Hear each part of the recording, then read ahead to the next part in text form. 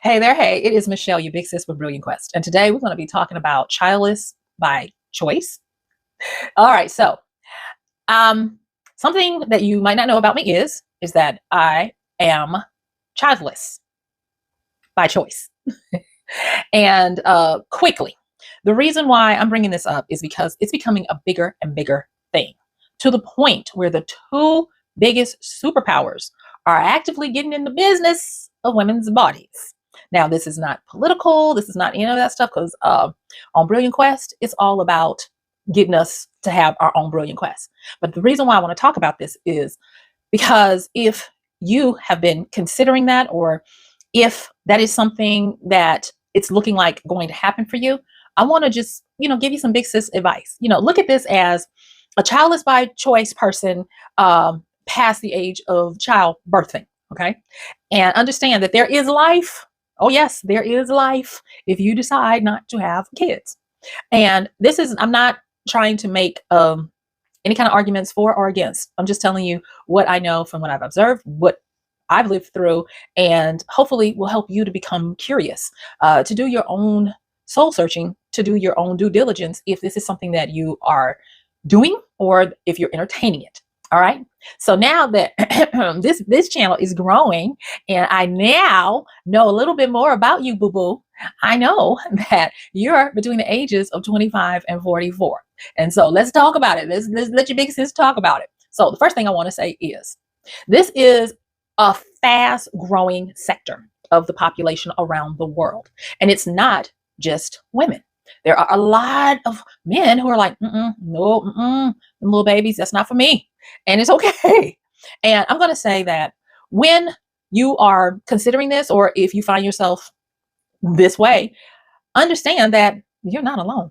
And it's not about misery loving company. Oh, no. You're not alone. All right. So let me back this up and talk a little bit about me, because I'm not going to just be, talking at you. I'm be, just sharing how I got to this point and all this kind of stuff. Well, y'all, it all started when I was a little kid. My mother was an educated woman, and I'm very, thankful for that, because she passed that love of education on to me. And she did some things with her daughters. She had 4 daughters, 2 sons, so it's 6 of us. And one of the things that she did that I think I took very well was she made us extremely independent. And when I say independent, it wasn't in a defiance of you can't help me. It was in a survival of I must help myself if no one else can, because that was what she experienced, what she knew coming up through the 60s and into the 70s and so on. That was her world. And so that's how she trained us. And because of that, she touted education. And education was a big deal in my family for all of us siblings. And my mother would say, what you're not finna do. Yes, she would say that. What you're not finna do is bring a baby up in here and you don't have the skills, the knowledge, the education to successfully take care of that baby. She said, I had you, not any baby you're going to have, and you're going to take care of them. Now that might sound harsh or like tough love, but it made sense in the context of her life and what we were doing. And another thing, my mother divorced from my stepfather after my father passed. She remarried and, had my younger siblings. I'm hesitating because there's a therapized word for it. It's called the parentized child. But I don't want to say that because that was part of our culture. The older children took care or helped to take care of the younger children. So I'm not going to do that to my mom. I'm just going to simply say that at a young age, because my youngest sibling is 12 years younger than me, I was very, very well experienced and acquainted with getting up for nightly feedings, for changing diapers, for all of the things that you do with the raising of the baby, because it was a collaborative effort in the household. And so I did not grow up into my teen years fantasizing about, oh, I just want a little baby. No, I had already experienced that. I had already had duties of having to comb my younger siblings' hair in the mornings before they could go to school, laying out clothes, ironing, on the weekend, everybody's clothes up, not just me. I had an older sister, but, doing those things for the little ones. That's what they were called. We were called the big kids and they were called the little ones. And so I already had that experience. And so it wasn't something that was burning in me that, oh, I just want to go have these kids. I felt very maternal. To this day, I'm very maternal. I'm very motherly, if you will. But it wasn't that driving desire to be like, oh, I just got to have a baby. And so I did what my mom encouraged. Now, I will say that The majority of my siblings, besides me and one other, they have children. But for me and the other one, we didn't want them, and so we didn't have them. And because of that, it made me start thinking, is this just what part of the population does? Because when I made the decision and when the other sibling made the decision, it wasn't where it was really as popular as it is now. And it wasn't because I was quote unquote being selfish or I hate kids. I love kids, love children, always have. It was more so of having that understanding within myself that I would be more of a global mom, if you will. I mean, just the fact of what I have tended to do throughout my life for livelihood and for fun was to be able to be there for more people than I could birth. And then there are my wonderful nieces and nephews from my different siblings. And I mean, I get them in all different personality types and age groups, and it's just wonderful. And I'm very grateful for that because they are awesome. And when, I mean, okay, this is a side little note, but I will tell you one of the most things that just really makes me just is when I see one of my nieces or nephews, and many of them are adults, and they'll look at one of my siblings and they'll say, "Mama," or for one of them, "Daddy." I'm like, wait a minute, that's my brother, that's my sister. What are you talking about, mama, daddy? Grown people. And I just laugh because thankfully I was there when they were in diapers, when my siblings were pregnant, those types of things. And so having those experiences as well makes it where I believe personally I have had such a fulfilling life when it comes to the next generation that came from my family, that it is amazing. I mean, I'm even blessed to have one of my nieces and nephews who shares the same birthday with me. I mean, how cool is that? And so I needed to preface that because this is not about me being a curmudgeon and saying, "Oh, it's too hard out here," because I never felt that way when I was considering, birthing children. I never really felt like, "Oh, this is a harsh world that I don't want to bring children in." That was not one. I felt more like I could be better served, or my path would be better served to be able to help people. And I wouldn't be able to do that if I were trying to bring in children, because I knew how hard it was for my siblings with their spouses and with their other siblings helping, to build a community of raising these kids. And so I was like, oh no, I'm not going to be, that flippant to just brush it off as, "Oh, it's not for me." No, it is a huge undertaking. It is a calling. And I am grateful for the people who are truly called to be parents. All right. Now, I want to talk a little bit about some stats, if you will. And I'm going to be putting up a few articles up here to let you know what's going on in the now, because this is 20 years, which is a new generation after me of people, not just women, but people around the world who are like, that parent life ain't for me. And as I want to make sure that I say this, that I really believe it is a sign of the times. I do believe that Mother Nature has a way of influencing us so that we can work more in harmony with her than without. Okay, so what do I mean by that? I mean that established societies are declining in their birth rates every year. For instance, the two biggest superpowers at the time of this recording are the US and China. And both the US and China are having tremendous drops. It was put out, I want to say that it was China. And if it's incorrect, please forgive me, because this one I didn't have prepped. But I want to say that for the first time, China had more deaths than they had births in the recent year. So if that's wrong, please forgive me. But I will say this, because this is one of the articles that caught my attention. And that was that there are more Chinese women who are like, that mother role is not for me. And I'm not going to use a lot of time talking about, their one child policy, then their 2-child policy, and now their 3-child policy. But what I will say is when the article talked to some of the women, they sounded like me, y'all. And they were like, "I have a career that I'm very interested in, that I want to explore. And the way things are set up, I can't do that and raise a child. And if I can't work for myself, I'm not going to have the money to raise a child." And so it's kind of like this vicious cycle of, even if I want to have kids, I need to work. But if I work, I'm not going to be able to do that kid justice. And so you're finding a lot of that. On the other hand, over here in the US, there are a lot of women who are not just saying it's about their careers. Y'all, they sound a lot like me. And what they're saying is, I just haven't found the person that I'm willing to run the risk of creating a mini me in this world. Yeah. By the time I turned around 35, and I'm in my mid 50s now. So by the time I turned 35, I was like, if you're going to do this, you really need to see if you're going to do this. And I actually entered into a long-term relationship for the purpose of seeing if it was going to lead to marriage and children, because I was like, okay, the clock is ticking if I'm going to do this. And the more I was building my skills, higher education, chasing the corporate rabbit, chasing capitalism and all these different things, it was not enough for me to say, I want to stop all of this to have a kid. And it wasn't where my partner at the time, he wasn't like, just pressuring me, because he had a very demanding job as well. So it wasn't that at all. And we looked around and it had been 5 years. And I'm like, even if I had a kid now, they would be like, you're in quote unquote the geriatric section of child, of that. And I had to really get focused on, are you doing this or not? And once I really looked at what I believed at the time was my purpose, what I believed at the time was where this relationship was going, I was like, nah, I'm good. So, we spent, a few more years together after that until, life changed and he wanted to have kids, but that's fine. And I learned a lot from that because I did not have guilt, shame, or any of the other societal pressures that you would think.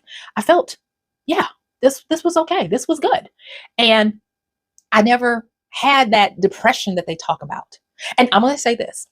One of my nieces, she's so sweet. She's like, Michelle, when you get old, we've all decided we're not going to ignore you. I was like, well, thank you.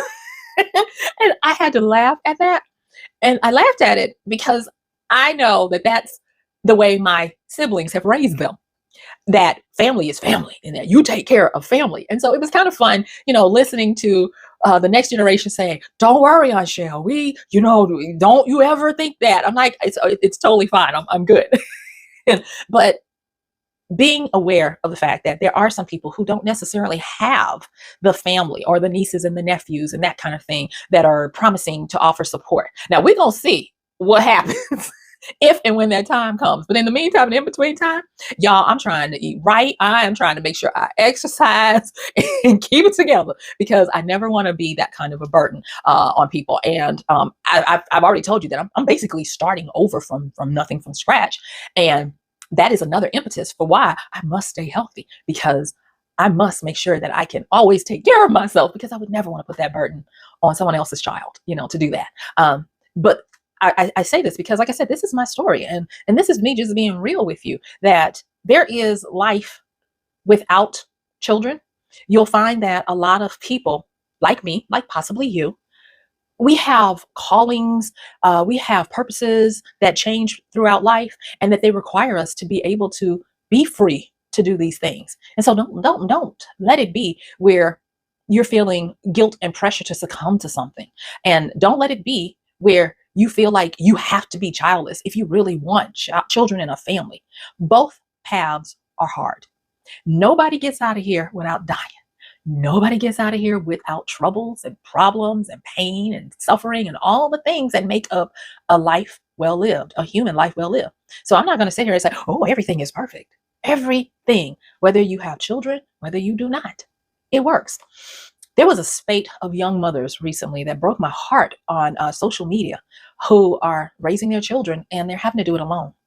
And they were truly at that point where the vulnerability and the authenticity, it just jumped out at you from their post on social media, where they talked about they love their children, but they wish they didn't have their children. And I was like, oh no. And that was last year when I saw those, and I was like, oh no, I just want to let them know that it gets better and that there are certain things that you can do. And one of the things that I want to say is, if that's you and you're saying, oh, I wish I was childless, there is a blessing in every lesson. There is a blessing in the fact that that little being came here to be your teacher, to be your cheerleader, to be the person who is going to offer you trust, offer you loyalty, and all of those wonderful things that we look for in these human connections. And if that is you, also understand that there are many people in the community like me who are willing to have that big sister role, that auntie role to help. I don't know what your situation is, but I do know to ask you to not begrudge your situation. I know you would never do that to the child, but don't begrudge your situation. It is a blessing. And that brings me to a sector that I want to talk about. They make up 4%. Now remember, you've got 44% of the population now who is childless, and they are projecting that the majority of that population, I'm talking about adult level, does not want to have children. And then in addition, you've got 4% of the population who is childless, but not by choice. And those are going to be people who are having issues with infertility, with repeated miscarriages, and all of these different things.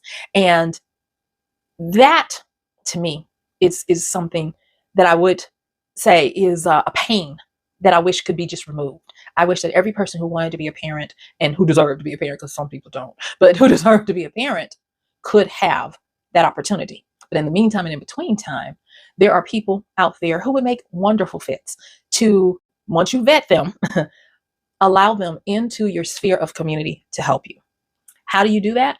At this particular time, I am not willing to go on the record to tell you any kind of avenues except for make that avenue for yourself by being circumspect and looking and checking, because you don't want your children around everybody, no matter how nice they appear to be at first. Try the spirit by the spirit, but know that if you are proactive, you can start to create and find your community of support. But back on to us 44% out here to be like, okay, that's not my role, but I'm gonna do what I can to help humanity. What I want you to know is that you are able to do so much. Oh my gosh. When I tell you that because of the advancements in how the world works with technology, with machinery that even helps labor not have to labor so much, we're living longer. And you have to ask yourself, if we're living longer, what does that mean? It means that there are going to be a lot of people who don't have the drive or the urge to populate an already heavily populated world, and thus are there and willing to help in whatever capacity or role that you can fit to help the generations behind us have more. That is why I'm like, y'all, I'm coming to you every day. I am pouring out this big sis advice. I am willing to get on here. Come on now. I'm a mid-50s woman who refuses to dye her hair or put on makeup. Now, I put y'all with a little lipstick and some eyebrows so I don't scare the children. But no, we can't. So y'all have to deal with the freckles. Y'all got to deal with the wrinkles and all of that. But I am determined to do my part, because this is a gig I signed up for, and I'm still quite happy about it. You don't hear me. I'm happy about it. And this is me telling you that if you've made this decision and you know that this is for you, welcome to this tribe. And it is, come on in, the water is fine. And it is about you fulfilling the calling that you've been given. And that calling allows you to have a longevity in being able to be committed, because you're not doing the work of raising a child. One thing my mom said, and God rest her soul, it's true. My mom said when we were kids, she used to think that was the hardest part of being a parent. And she said, nope, not raising y'all. She said that wasn't the hard part. She said the hard part is being a parent of an adult child, where you can want to help them, want to do it for them, but yet and still they have their own rights, they have their own minds, and all you can do is hope, pray, and help where you're allowed, and then just hope that it doesn't go wrong. Although you can see that a lot of things, you know how that's going to end. And when she used to say it, I was like, oh, it's not that bad. Now that my siblings, a lot of them have adult children, yeah, my mom was right. And they say she was right.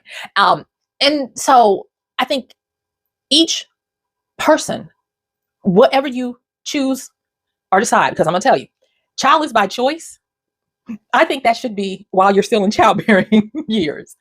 Childless by decision happens menopause on. And that's why I was laughing. I was like, oh, you gonna name this childless by choice or decision? I'm talking to you because the YouTube has told me that that's who's watching Big Sis Michelle. And so you still childless by choice. I want you to make sure that if you don't get anything else out of this little conversation that I'm having, telling my business out here, that you find more than one reason as to why you don't want kids. And I say that because there are going to be times when you look at someone and you're like, maybe I should have. And I don't want you to ever live in regret. We should always be able to stay in this moment and look at the future with a fondness and with a hope. And if you are having some doubts, do the work, volunteer with some little kids. Because I'm going to tell you, when I was younger, I called every kind of daycare cold and children's church cold because I volunteered with the kiddos. Oh, yes, I did. When I tell you I made sure that this was for me, I made sure. And I helped a lot of babies, a lot of little ones, a lot of ones with the coughing and the mucus. And I caught all the things. And I was grateful because I did not come into this time of decision where there no more baby, no more choices, where I'm fine because I had and continue to have a life that is full of interacting with you, with the next generation. And I'm not old, I hope, you understand. I'm not trying to put myself in the grave. I'm not old. I got way more life to live. And I'm excited about this future because, could you see me trying to do YouTube every day and have responsibilities, like somebody looking at you like, what's for dinner? And I'm like, maybe you go get that granola and work it out. I don't know. You can't do that. But being able to do this and the amount of freedom that it has afforded me is a blessing. So again, I'm not trying to say that this is advocating for or against. I'm just simply saying that childless by choice is a growing phenomenon. It appears to be a sign of the times because Mother Nature is like, Uncle, I need a break. It's so many of y'all on me right now. I'm talking about the earth. It's so many of y'all on me right now. I just need to breathe. And that might be why a lot of people are feeling like, not this go round. I'm good. I'm gonna sit this one out. And I'll help the other ones who do have the babies and the kids. I'll be there in the best way I can. All right. So thank you so much for this. I do want you to go on and watch this next video to continue this wonderful, brilliant quest that you got going on. And you know what? I just need to thank you guys. I am shooketh by how much you're watching, commenting, engaging. And I put one of my podcasts, it has 410 episodes, and I'm going to be adding some new ones coming up very soon. It's called Wisdom Smack. And so I added them to the channel. And when I tell you y'all are yum, yum, yum, yum, yum, yum, yum, yum, yum, yum, eating it up, woo, I am floored. So thank you. Thank you. Thank you. Thank you for that. And I do want to say something else too. When we get to 1,000 subscribers, I am going to be giving away a free 30-minute one-on-one with me where we can just, chat it up. I'm going to do it on Zoom. And no, you don't have to show your face if you don't want to, no pressure like that, but a 30-minute one-on-one with me. So be on the lookout. And if you haven't, because I know it's so many of y'all watching and you're not subscribed, go on and subscribe. Go on, because it will be coming up, I'm claiming it coming up, sooner than later, that we're going to hit that first 1,000. And I'm going to try to continue to keep it going, giving out a free one every 1,000 we get to. So be on the lookout for that. Check the community tab often. All right. So, oh my gosh, thank you so much. Go on and watch this next video. And I truly, truly thank you. This is Michelle, your big sis, Rebellion Quest. Bye.